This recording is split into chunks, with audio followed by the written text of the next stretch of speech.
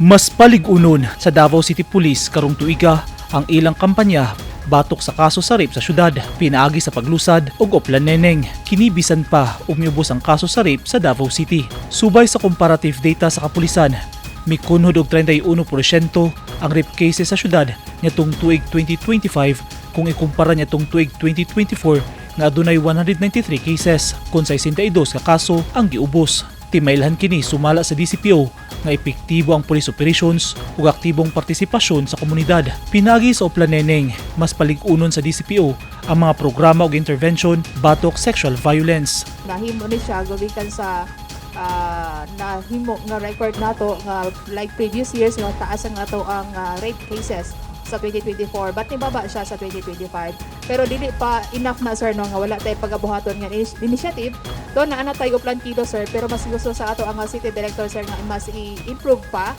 ang ato ang programa sa mga possible nga mga victims sir no kay kasagaran man gud aning rape victims sir is mga babae tagsa lang ng mga babae ang mga lalaki nga mga biktima. Tinguhan niini nga matagan og gusto og luwas nga lawak sa mga panimalay hilabi na sa mga komunidad sa tribo sa syudad aron makunhuran ang risgo sa posibleng biktima sulod sa ilang kaugalingong balay.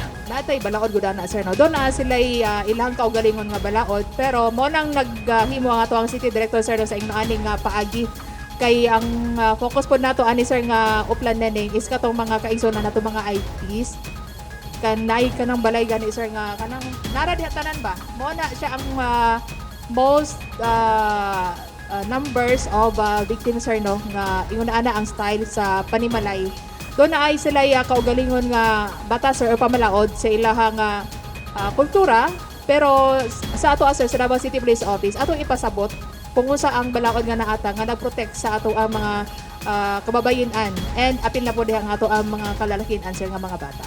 Luyo niini magpabiling lig-on ang preventive measures, police visibility ug community engagement hilabi na sa mga lugar nga giila nga vulnerable aron mapugnan ang posibleng pagtaas pag-usab sa mga kaso karong tuiga. Ipadayon og palapdan sab sa kapulisan ang information drive ug koordinasyon sa barangay ug sektor sa kababayenan aron mas dali matabangan ug ma-report ang mga insidente sa pagpanglugos ug ban pangporma sa sexual nga pag-abuso.